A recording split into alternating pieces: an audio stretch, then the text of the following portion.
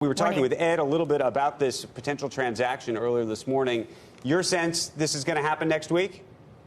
I think it's going to happen next week. Yeah, or I think I should qualify that. I think we'll hear from the DOJ next week, and I do think they will be leaning toward an approval. We have still the AG states. I think there's now 18 states trying to sue to block this merger. Well, that's what I wanted to ask you about, which is specifically this idea that, let's say the DOJ approves this, it's part of some kind of grand settlement, not grand maybe, or settlement in Washington, but then you do have the states. What happens to that case?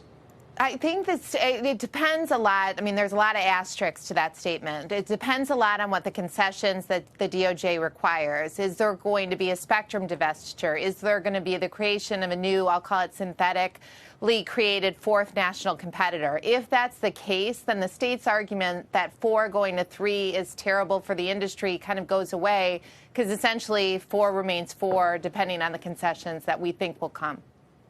And in terms of the implication, Dish being on the other end of this transaction, to the extent that that's the buyer, we were talking about this wholesale idea.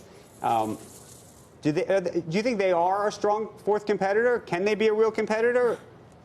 I mean, I think it's hard to get in Charlie Ergen's mind at any moment. I think depending on what his plans are or who's behind the black curtain of those plans, Amazon has been speculated. What is his, is it going to be a consumer-driven product? I think that's hard. I would be hard-pressed to believe that. I think an IoT type build is probably more of the plan. I don't really think Boost Mobile is going to be a meaningful competitor. That's been bantered about. But I do think if there's money behind them, I think there could be a real build out that is actually very good for the infrastructure companies and the wireless industry in general. Hey, Jennifer, it's Ed here. I'm just curious, the state AG suit actually caught me off guard. I think a lot of people who cover this as well.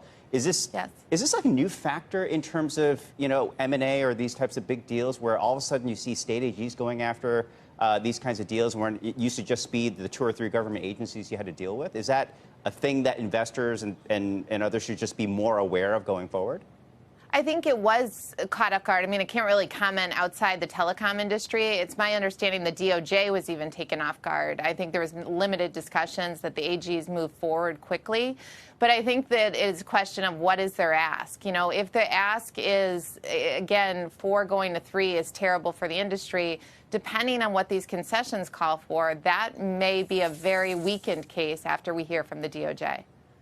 More broadly, Jennifer, I mean, the way stocks react or have reacted in the past is the assumption that 4 going to 3 would actually be good for pricing for the industry and put a floor under pricing, would therefore be beneficial to AT&T and Verizon as well. And I'm wondering, ultimately, and I'm sure that T-Mobile and Sprint won't argue this to get their deal through, but ultimately, do you think that it does put a floor under pricing? I don't, actually. I mean, again, I hate to keep bringing up the word concessions, but if the DOJ allows the new T-Mobile to keep as much spectrum as they're going to be able to keep, especially that coming from the Sprint side, which is very, very good 5G spectrum, they have a big empty airplane to fill, and therefore they can be more competitive for pricing. And I think ultimately that's good for the consumer, and that might be bad for the 2 other ones, AT&T and Verizon. So, Jennifer, my big question is, if you were the regulator, what would you do? Meaning, do you think that by combining these 2 companies, it creates more competition in the marketplace? It's better ultimately for the consumer, or worse? 5 years from now, we're going to look at this if it happens and think what? I think it will be better for the consumer. And believe me, I fly a lot of airplanes. I think it will be unlike the airline industry, which I know the scary comparison has been. I think it will ultimately be good for the consumer, good for innovation, and good for job creation. So I actually think it's a good thing.